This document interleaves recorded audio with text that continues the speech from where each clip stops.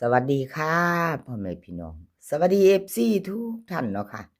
กลับมาพบมาพอกับเจตาพารวยคือเก่าค่ะในทางช่อง YouTube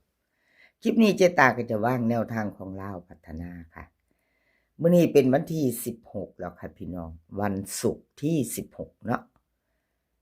ลาวพัฒนาออก2 ทุ่มครึ่งค่ะเจตาก็จะลงคลิปวันที่16มื้อนี้แล้วพี่น้อง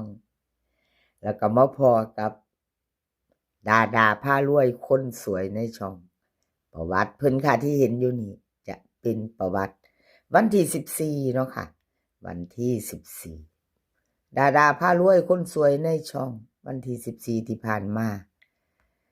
ลาวพัฒนาออก060ค่ะ80ล่างเพิ่นเข้าไป0ทั้งบนทั้งล่างเนาะค่ะวิ่งลูดเข้าไปตัวนึงอยู่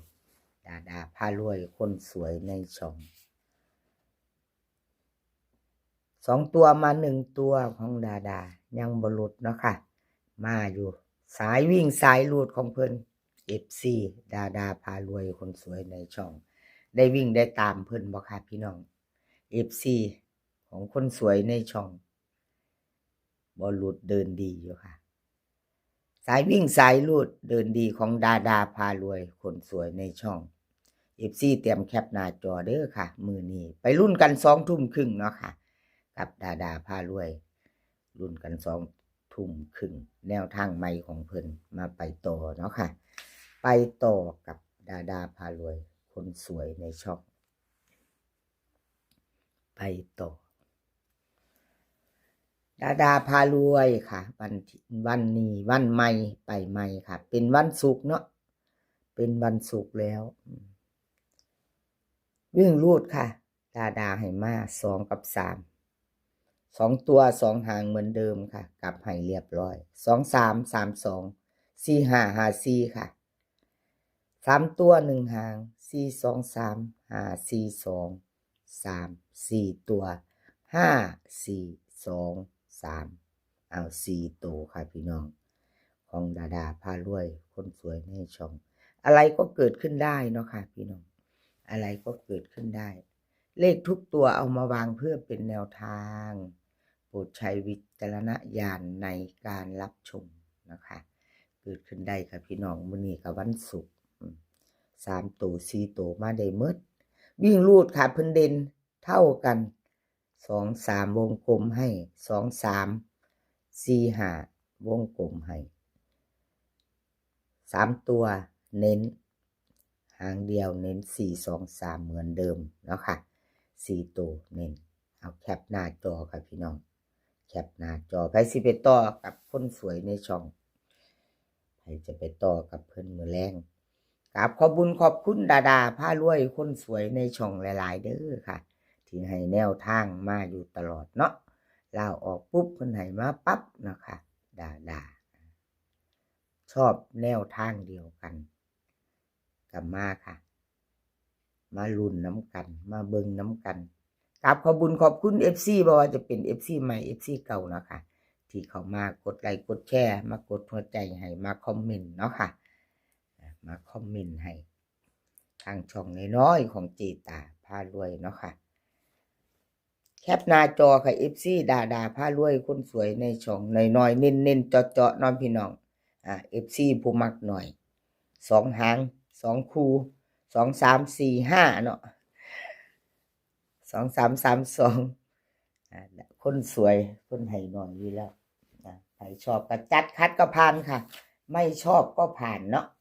เป็นเรื่องธรรมดาเป็นเรื่องปกติบ่เป็นหยังถ้าชอบก็แคปหน้าจอไว้รุ่นมือแรงกับดาพารวยเนาะค่ะต่อไปค่ะต่อไปเป็นของลุงส่งค่ะวันที่14ที่ผ่านมาลุงส่ง FC ของลุงส่งเตรียมแคปหน้าจอวันมื้อนี้มือใหม่ของเพิ่นแล้วเนาะค่ะแนวทางใหม่เตรียมแคปหน้าจอค่ะลาวพัฒนาวันที่14ที่ผ่านมาค่ะ ลาวออก06080ค่ะของลุงส่งวิ่งรูด2ตัวเนาะค่ะเลขกันเพิ่นไม่เข้าไม่เดินเนาะค่ะก็บ่เป็นหยังค่ะเจตาให้เป็นกำลังใจให้เด้อค่ะลุงส่งแนวทางหลุดไปก็บ่เป็นหยังเรื่องธรรมดาเนาะค่ะพี่น้องหลุดแล้วหลุดเลยเก่าหลุดไปใหม่มาไม่เป็นไร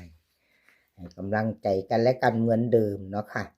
รุ่นใหม่ไปต่อมื้อนี้วันที่16กับลุงส่งไปต่อค่ะ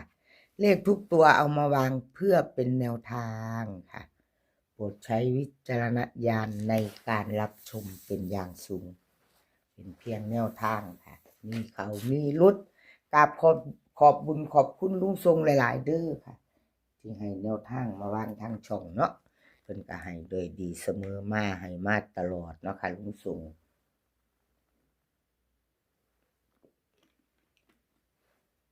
กราบขอบพระคุณเป็นอย่างสูงค่ะสำหรับแนวทางเนาะเฮามาไปต่อค่ะมื้อนี้วันใหม่ไปใหม่รุ่นกันต่อ2 ทุ่มครึ่งเป็นวันศุกร์ที่16เนาะค่ะ2 ทุ่มครึ่งเฮามาลุ้นต่อกับลุงส่งเนาะ FC แคปหน้าจอไว้เด้อค่ะรุ่นใหม่ไปต่อวิ่งลูดค่ะลุงส่งให้มาลาวพัฒนามื้อนี้เพิ่นให้มา7ตัวเดียวเด้อค่ะวิ่งลูด2ตัว4หางค่ะ78350768 3ตัวค่ะ3ตัว3หาง135 179 168วิ่งลูด7ค่ะเด่น7ตัวเดียว2ตัวนี่2หาง4หางนี่วงกลมให้หมดค่ะเน้นให้หมดเลย3ตัวก็เน้นหมดค่ะลุงทรงเพิ่นขีดเส้นใต้มาเด้ถ้าขีดเส้นใต้เจตาถือว่าเป็นวงกลมเน้นให้เลยงามบ่พี่น้องจัดไป FC ลุงทรงตามต่อเนาะค่ะลุงทรงพาหมู่ไปข้ามโค้งมื้อแลงเนาะค่ะรุ่นกันต่อไปใหม่เป็นกำลังใจแก่ให้กันและกันเหมือนเดิมค่ะพี่น้องเป็นเพียงแนวทางเนาะรุ่นกันใหม่กับลุงทรง FC เพิ่นล้นหลามอยู่แล้วค่ะอีลุงทรง FC เพิ่นหลายแคปหน้าจอค่ะแคปหน้าจอไว้อะไรก็เกิดขึ้นได้คือว่าเนาะพี่น้องเกิดขึ้นได้มาได้หลุดได้เป็นเพียงแนวทางเนาะค่ะเกิดขึ้นได้เป็นเพียงแนวทางวันศุกร์เด้อค่ะพี่น้องวันศุกร์มื้อนี้ วันศุกร์เป็นจังได๋ล่ะเจตาว่าติก็สิสมชื่อว่าวันศุกร์ตัวพี่น้องลาวพัฒนา เอาไปต่อค่ะวันศุกร์แล้วนะคะวันศุกร์วันที่16ค่ะจับตามองวิ่งลูดจับตามองอันเลขเบิ้ลค่ะวันศุกร์มีลุ้นกันต่อแต้วน้อยค่ะแต้วน้อยวันที่14ที่ผ่านมาเนาะค่ะ06080แต้วน้อยวิ่งลูด2ตัว3ตัวหลุดไปบ่เข้าบ่เดินหลุดแล้วหลุดเลยค่ะชัดเจนค่ะพี่น้องชัดเจนวันที่12เพิ่นกอดข้อกันมาเด้อ6กับ3มาหลุดวันที่14บ่เป็นหยังค่ะเจตาเป็นกำลังใจให้เด้อแต้วน้อยหลุดแล้วหลุดเลยเก่าหลุดไปใหม่มาเนาะค่ะเป็นกำลังใจให้กันและกันเหมือนเดิมกราบขอบบุญขอบคุณแต้วน้อยค่ะที่ให้แนวทางมาวางทางช่องของเจตาเนาะค่ะครับขอบพระคุณเป็นอย่างสูงเตรียมแคปหน้าจอเด้อค่ะใครจะไปกับแต้วน้อยมื้อแลงวันศุกร์2 ทุ่มครึ่งวิ่งลูดค่ะแต้วน้อยให้มา8กับ2ตัว4หางค่ะ2ตัว4หาง82838823เบิ้ลค่ะ8822 3ตัวค่ะ382 882วิ่งลูดค่ะ8กับ2ตัวค่ะ4หาง82กับ88 3ตัวค่ะ382 882เพิ่นเน้นให้ถึง2หางเนาะ2หาง 3 ตัวจับตามองพี่น้องสิไปกับแต้วน้อย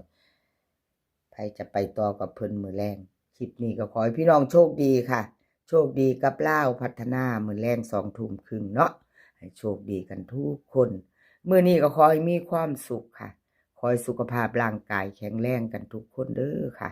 สุขภาพมาก่อนสุขภาพมาก่อนเสมอเดินทางไปไสก็ขอให้ปลอดภัยค่ะเดินทางไปขอให้มีโชคกลับมาขอให้มีชัยคลิปหน้าพ้อกันใหม่ค่ะคลิปนี้ก็สวัสดีค่ะ